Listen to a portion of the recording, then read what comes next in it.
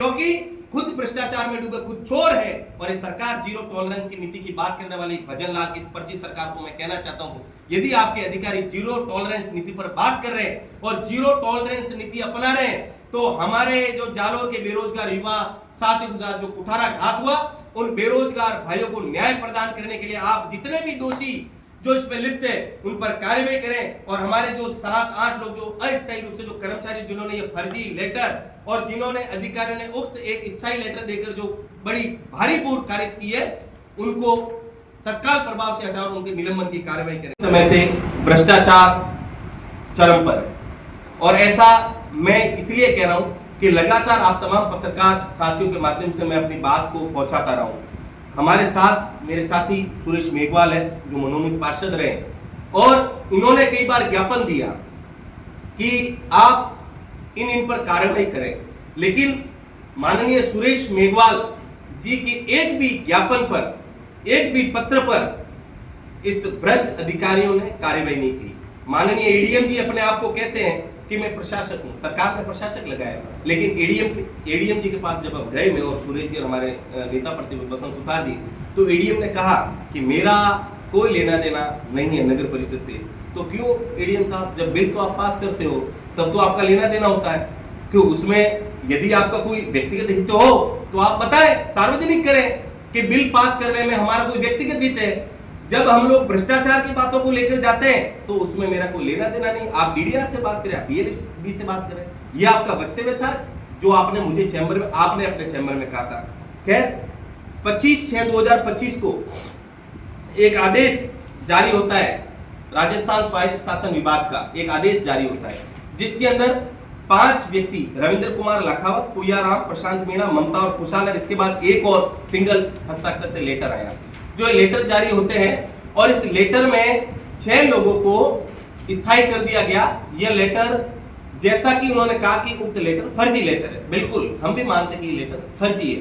तो आज दिन तक, जून के बाद जो इस जारी हुए फर्जी लेटर में नगर परिषद के अधिकारियों ने, कर्मचारियों ने क्या कार्यवाही की? अगर कार्यवाही की होती तो किसी न किसी की गिरफ्तारी होती। और ऐसे एक नहीं, 2 लेटर नगर परिषद में आ चुके। ये तो गनीमत रही कि इसका सर्विस बुक रिकॉर्ड में नाम दर्ज नहीं हुआ, अन्यथा वो लोग कोर्ट में जाकर परमानेंट भी हो सकते थे। खैर ठीक है, हम दूसरी बात पर आते हैं कि स्वायत्त शासन विभाग राजस्थान जयपुर का जो लेटर है मेरे हाथ में 28/3/2022 का, जिसके अंदर स्पष्ट रूप से ये लिखा है, स्पष्ट रूप से, कि किसी भी व्यक्ति को नगर परिषद में नियमित किया जा सकता है बशर्त यदि वह व्यक्ति लगातार 7 वर्षों से किसी एक पद पर लगातार 7 वर्षों से कार्य कर रहा हो तो उस व्यक्ति को हम लोग नियमित कर सकते हैं। लेकिन इसकी भी एक कमेटी है जिसके अंदर डीडीआर चेयरपर्सन होता है, सभापति और आयुक्त इसके सदस्य होते हैं। लेकिन जालोर नगर परिषद में एक बहुत ही महत्वपूर्ण वाकया घटा। नरेंद्र परियार नामक व्यक्ति, जो कि फर्जी दस्तावेजों के आधार पर गलत तरीके से नगर परिषद को मुगालते में रख के और हमारे यहाँ के जो नगर परिषद के कुछ तथाकथित जो अपने आप को ईमानदार अधिकारी बताते हैं, उन अधिकारियों की शय पर और उनकी मिलीभगत से, और एक बाबू जो संस्थापन का बाबू जिसके पास चार्ज नहीं था, चार्ज किसी और अधिकारी पर था, उस बाबू ने गलत तरीके से उक्त लेटर को डिस्पैच किया, जबकि परमानेंट करने का लेटर डिस्पैच सामान्य शाखा से होता है। और चूंकि इनको करप्शन करना था, भ्रष्टाचार करना था, मोटी रकम लेकर एक व्यक्ति को परमानेंट किया, ये मैं आरोप लगा रहा हूं। और मैं यहाँ के तमाम डीडीआर साहब, डीएलबी, यहाँ के हमारे प्रशासक महोदय को और यहाँ के जिला कलेक्टर महोदय को भी कहता हूं कि आप तत्काल प्रभाव से कार्यवाही करें, संज्ञान में लें कि आखिर इस तरीके की भ्रष्ट नीतियों को आप लागू करके कितने दिनों तक आप ऐसी नौकरियां लगाते रहोगे। और हमारे बेरोजगार भाई, जो हम भारतीय युवा कांग्रेस के लोग आज बेरोजगारी दिवस मना रहे हैं, कितने लोगों के साथ आप कुठाराघात करोगे, कितने लोगों के साथ आप अन्याय करोगे, हमारे बेरोजगार भाइयों को आप कब तक दरकिनार करते रहोगे। यह शक्ति कोऑपरेटिव सोसाइटी लिमिटेड जयपुर का एक लेटर है, जिन्होंने यह कहा है अपने लेटर के अंदर कि नरेंद्र और हितेंद्र, 2 लोग हैं, नरेंद्र परमार और हितेंद्र, इनकी सेवाएं 27/7/2023 को जो प्रकरण दर्ज हुआ, उनमें 15/9/2023 को आपकी सेवाएं समाप्त की जाती है। यह शक्ति कोऑपरेटिव सोसाइटी लिमिटेड जयपुर का पत्र है, जिनकी सेवाएं 15/9/2023 को समाप्त कर दी गई। समाप्त करने के बाद अब आप ये देखिए, ये लेटर है जिनकी कॉपियां मैं आप तमाम पत्रकार बंधुओं को दे चुका हूं। ये एक कर्मचारी नरेंद्र परियार को L10 में परमानेंट किया और 33,800 रुपए के ग्रेड पे उसे नौकरी दे दी। अब उक्त डिस्पैच लेटर NX 22 पे जो उनकी पत्रावली चली, मेरे पास ये पत्रावली मौजूद है। हालांकि मैं आपको दावे के साथ कह सकता हूं कि नगर परिषद के कर्मचारियों ने भ्रष्टाचार में लिप्त होते हुए उक्त नरेंद्र परियार की पत्रावली को खुर्द-बुर्द किया है, जलाया है, क्योंकि उन्होंने तो जला दिया, लेकिन मेरे पास तमाम दस्तावेज मौजूद है। आप भ्रष्टाचार से बच नहीं सकते। मैं अभी भी कह रहा हूं, आप अपनी गलती को स्वीकार करें अधिकारियों, अन्यथा जेल जाना आपका निश्चित है। यह लेटर देखिए किस तरीके से उक्त लेटर को जारी किया गया।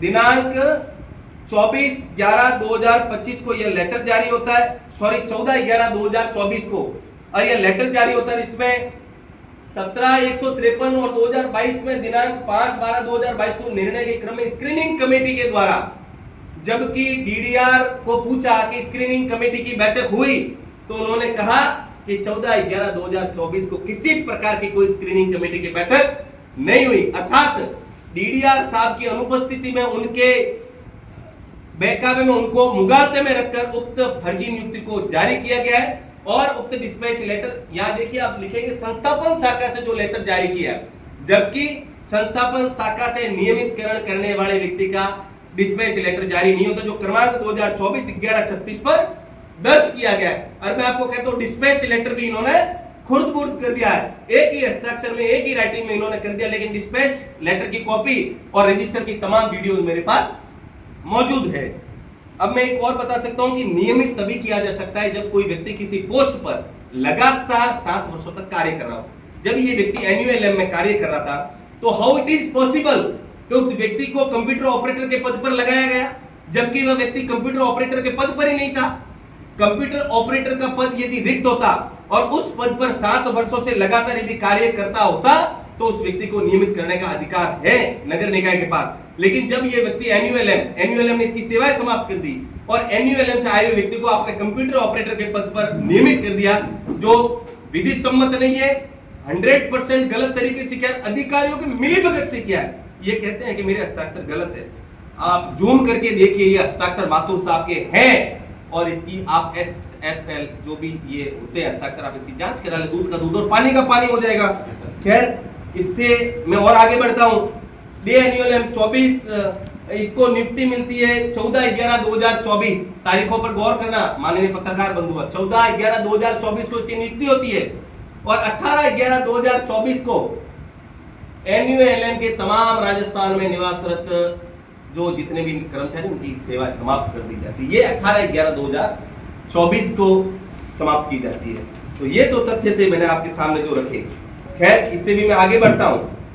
जब माननीय हमारे ईमानदार अधिकारी जो हमारे ADM साहब जो भी नगर परिषद के प्रशासक है, और माननीय दिलीप जी माथुर, जिनके शहर पर इस जालोर शहर का पूरा कबाड़ा हो गया है, जहां पर जगह जगह गड्ढे पड़े, सीवरेज के अंदर जो हनुमान जी तालाब, जहां पर इस बार रेवाड़ी की 11 को हमारे तमाम सनातनी भाइयों ने अपने ठाकुर जी को स्नान नहीं कराया, बिस्लेरी पानी लेकर स्नान कराया। शर्म आनी चाहिए यहाँ के कैबिनेट मंत्री को और यहाँ के अधिकारियों कि इस तरीके से आप लोगों ने हमारे सनातनी भाइयों पर जो अत्याचार किया, वह कतई बर्दाश्त नहीं है कि बिस्लेरी पानी से हमको स्नान कराना पड़ा। खैर, ठीक है, आपके तमाम मैंने आप पत्रकार बंधु को जो कॉपी मुहैया कराई है, एक 3 पेज की कॉपी है, जो मैंने DLP के अंदर एक मेल किया दिनांक 16 जुलाई 2025 को 6:56 शाम को, बुधवार के दिन, जालोर नगर परिषद में नियमों को ताक में रखकर नियम विरुद्ध एक पूर्व लगे अस्थायी कर्मचारी को बिना स्क्रीनिंग कमेटी के सदस्य DDR की गैर मौजूदगी में, जिसमें तत्कालीन सभापति और आयुक्त ने मिलकर भारी रकम लेकर इस नियुक्ति को स्थायी किया है, निवेदन है कि तत्काल प्रभाव से दोषी अधिकारियों और कर्मचारियों के खिलाफ कार्रवाई करें। यह मैंने भेजा 16 जुलाई 2025 को, लेकिन कोई कार्रवाई नहीं। शुक्रवार 18 जुलाई 2025 को 11:50 पे सुबह मैंने वापिस लेटर भेजा कि DDR साहब को फोन पर संपर्क करने की कोशिश की, लेकिन उन्होंने मेरे फोन का जवाब नहीं दिया। जो भी है, अधिकारी को जानबूझकर बचाने की कोशिश की जा रही है। यदि आप ईमानदार हैं तो उक्त प्रकरण में कार्रवाई करें, लेकिन इन्होंने कोई कार्रवाई नहीं की। उसके बाद मैंने रिमाइंडर मेल वापस भेजा 8 अगस्त 2025 6:51 पर शाम को मैंने वापस मैसेज भेजा, डीएलबी को मेल किया कि संलग्न प्रकरण में क्या कोई कार्यवाही होगी, यदि हाँ तो कब और नहीं तो क्यों। ये मैंने बाकायदा पूछा, स्पष्ट रूप में पूछा, जिसकी मैंने प्रतिलिपि आपको मुहैया कराई है, लेकिन उनका कोई जवाब आज दिन तक नहीं आया। उसके बाद अंतिम एक मैसेज आप गौर फरमाइएगा कि मैंने किया, मुझे यह लगता है कि शायद जानबूझकर दोषी अधिकारी कर्मचारियों को बचाया जा रहा है, इसीलिए कार्यवाही नहीं की जा रही है। आप द्वारा इस गंभीर विषय पर कोई कार्यवाही नहीं किया जाना संदेह के घेरे में आता है और मैंने निवेदन किया है कि यदि आप ईमानदार अधिकारी हैं तो उक्त प्रकरण पर कार्यवाही करिए। यह मेल मैंने किया सितंबर 8 तारीख को, लेकिन उन्होंने कोई कार्यवाही नहीं की, क्योंकि खुद भ्रष्टाचार में डूबे खुद चोर है। और इस सरकार जीरो टॉलरेंस की नीति की बात करने वाली भजन लाल की इस फर्जी सरकार को मैं कहना चाहता हूं, यदि आपके अधिकारी जीरो टॉलरेंस नीति पर बात कर रहे हैं और जीरो टॉलरेंस नीति अपना रहे हैं, तो हमारे जो जालोर के बेरोजगार युवा साथियों के साथ जो कुठाराघात हुआ, उन बेरोजगार भाइयों को न्याय प्रदान करने के लिए आप जितने भी दोषी जो इसमें लिप्त है उन पर कार्रवाई करें। और हमारे जो 7-8 लोग जो अस्थायी रूप से जो कर्मचारी जिन्होंने ये फर्जी लेटर और जिन्होंने अधिकारियों ने उक्त एक स्थायी लेटर देकर जो बड़ी भारी पूर्व कारित की है, उनको तत्काल प्रभाव से हटाओ, उनके निलंबन की कार्रवाई करें। फिर आते हैं डीडीआर अर्चना बेरवा, जो हमारे यहाँ की डीडीआर है। डीडीआर मैडम को मैंने फोन किया दिनांक 28/6/2025 को शाम को 5:53 पर। उन्होंने कहा मुझे तत्काल मेल करो। मैंने उसी के 3 मिनट बाद 5:54 पर तमाम तथ्यों और दस्तावेजों को मैंने प्रस्तुत किया और मेल किया, और मैंने कहा कि उक्त नियुक्ति में 18/10/2024 को स्क्रीनिंग कमेटी की बैठक का हवाले तो तथ्यों से उक्त बैठक में डीडीआर साहब आए नहीं, तो कैसे संभव हो सकता है। तो ये शनिवार का मेल 28/6/2025। फिर मैंने 28 को तमाम दस्तावेज भेजे और वापस रिमाइंडर मैसेज सोमवार को 7/7/2025 को मैंने 4:23 पे भेजा कि नियुक्ति की जानकारी आने के बाद अधिकारी छुट्टी पर चले गए हैं, फाइल को खुर्द-बुर्द कर सकते हैं, नियमित किए गए कर्मचारी की फाइल को संस्थापन शाखा से मंगवा कर किसी उच्च अधिकारी के पास सुरक्षित रखवा दिया जाए, लेकिन ऐसा नहीं हुआ। और मैंने ये वापस लिखा है क्योंकि इस तरीके की नियुक्तियों से बेरोजगार भाइयों का हौसला टूटता है। यदि आप बेरोजगार भाइयों का हित चाहते तो प्रकरण में कार्यवाही करें, मैंने स्पष्ट रूप से लिखा, लेकिन डीडीआर ने इसका भी कोई जवाब नहीं दिया। एक प्रतिष्ठित समाचार पत्र की खबर आई, मैंने वो भी मेल की और मेल करके ये कहा कि अब तो अखबार में भी आ गया, अब तो जागो, लेकिन नहीं जागे। ये मेल मैंने किया 8/7/2025 11:05 पे, लेकिन उसके बाद मैंने एक मेल किया सोमवार 14/7/2025 को 10:33 पर। मैंने किसी भी दोषी अधिकारी के विरुद्ध अभी तक कोई कार्रवाई नहीं हुई तथा गलत दस्तावेज बनाने वालों के विरुद्ध भी कोई कार्रवाई नहीं हुई। ऐसे 2 मामले आ चुके हैं, आप इसको गंभीरता में लें और कार्रवाई करें, लेकिन कोई कार्रवाई नहीं हुई। फिर वापस 22/7/2025 को 4:37 पे मैंने वापस मेल किया। मैंने कहा आपके प्रकरण की शिकायत किए हुए काफी दिन हो चुके, लेकिन अभी तक अधिकारियों के कानों पर जू भी नहीं रहेंगी, लेकिन उस पर भी कोई कार्रवाई नहीं। फिर मैंने वापस 8/8/2025 को 1:01 पर मैंने वापस मेल किया और उसमें लिखा कि 1 माह से अधिक समय गुजरने के बाद भी आप द्वारा कोई कार्रवाई नहीं किया जाना, बार बार शिकायत के बाद भी डीडीआर साहब और डीएलबी से किसी भी अधिकारी का जालो रखकर प्रकरण में जानकारी नहीं जुटाना कहीं न कहीं आपकी संलिप्तता को दर्शाता है। अब तक जिन्होंने जुर्म किया उन्होंने सभी सबूत और पत्रावली नष्ट कर दी होगी, लेकिन आज दिन तक कोई भी डीडीआर या डीएलबी से कोई कर्मचारी यहाँ पर नहीं पहुंचा। खैर, सितंबर 8 2025 को वापिस 4:12 पर मैंने अंतिम मेल भेजा और उसमें लिखा मुझे ये लगता है कि शायद जानबूझकर दोषी अधिकारी कर्मचारियों को बचा जा रहा है, इसलिए आप कार्रवाई नहीं की जा रही है। मैं लगातार उक्त मेल के माध्यम से आपको मेल कर रहा हूं, लेकिन आपके द्वारा उक्त प्रकरण में कार्यवाही नहीं किया जाना संदेह के घेरे में आता है। तो ये मैंने तमाम बातें आप तमाम पत्रकार बंधुओं के सामने इसलिए रखी कि एक कर्मचारी जिसको L10 के अंदर 2nd ग्रेड में परमानेंट किया और दोषी अधिकारी के विरुद्ध कोई कार्रवाई नहीं, और ऐसा दोषी अधिकारी जिसने जानबूझकर उक्त कृत्य कारित किया है और इसके अंदर जो संबंधित संस्थापन का बाबू वो लिप्त है, क्योंकि उसने अपने पास पत्रावली को छिपा कर रखा, गलत हस्ताक्षर किए और गलत हस्ताक्षर करके उसने संस्थापन से डिस्पैच किया। ये लेटर है तमाम, ये पत्रावली 10 ये आदेश जो दिया ये हाँ, एक और 17/153 जो इसने रिट लगाई थी, यदि कर्मचारी सच्चा होता तो 17/153 रिट जो उसने सैलरी के लिए लगाई, और तो गनीमत रही कि मुझे पता चल गया, मैंने अधिकारियों को कह दिया और यदि उस प्रकरण में यदि आप सर्विस बुक रिकॉर्ड में दर्ज करके सैलरी दे देते तो शायद मैं समझता हूं कि वह कर्मचारी परमानेंट हो जाता और हमारे पास कोई चारा नहीं बचता। ये उसकी जो रिट लगी हुई थी उसकी प्रतिलिपि, ये उसकी रिट लगी हुई की प्रतिलिपि। और माननीय मैं स्वागत करता हूं हमारे नेता प्रतिनिधि का हमारे बीच पधारे हैं, स्वागत है। यह रिट दिनांक 17/153 5/12 पारित करने के निर्णय में 23/12/2022 की प्रति एनेक्सर 13 पर 49 पेज पर मौजूद है। ये 50 नंबर पेज पर माननीय उच्च न्यायालय ये तमाम जिसका ये लेटर है 10/319/322 नरेंद्र परियार संविदा कर्मी को द्वारा वायदे ये प्राप्त पत्र प्रस्तुत किया, ये तमाम कॉपियां मेरे पास मौजूद है। हालांकि वो फाइल को जला सकते हैं, खुर्द-बुर्द कर सकते हैं, छिपा सकते हैं, लेकिन आप द्वारा किए गए कृत्य को आप छिपा नहीं सकते। स्वायत्त शासन विभाग का लेटर है जिसमें लिखा है कि डीडीआर चेयरमैन होगा, लेकिन आप द्वारा कोई कार्रवाई नहीं की और बिना डीडीआर की मौजूदगी में आपने और सभापति ने एक मोटी रकम लेकर एक ऐसे अधिकारी को, एक ऐसे कर्मचारी को आपने नियमित किया जिसका हमारे नियमित करने का आपके पास कोई नियम कायदा कानून नहीं है। ये तमाम मैंने पत्रावली आपको इसलिए दिखाई क्योंकि वो पत्रावली को खुर्द-बुर्द किया होगा, ये मुझे 100% दावे के साथ मैं आपको कह सकता हूं। और हमारे हीरालाल जी की आप पिछले 2 महीनों में जांच कर लेना कि वो जोधपुर कितनी बार हाईकोर्ट गए और हाईकोर्ट जाकर नरेंद्र परियार उनके साथ था और उन्होंने अपनी रिट प्रकरण को वापस लिया, सैलरी की रिट प्रकरण को वापस लिया, परमानेंट होने की रिट प्रकरण को पारित किया। नरेंद्र परियार द्वारा कुल 4 रिट लगाएगी, एक परमानेंट होने के क्रम में, एक सैलरी लेने के क्रम में, एक पालना नहीं करने के क्रम में। ये तमाम प्रकार की रिट मेरे पास मौजूद है।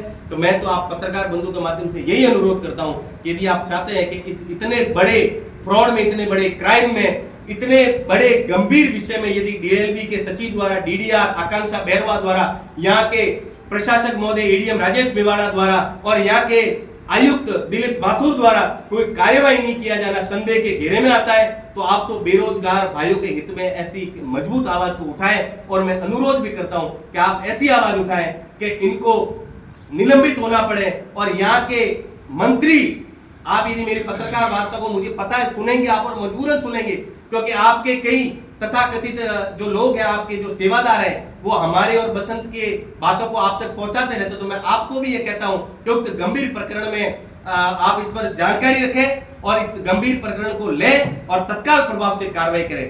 धन्यवाद।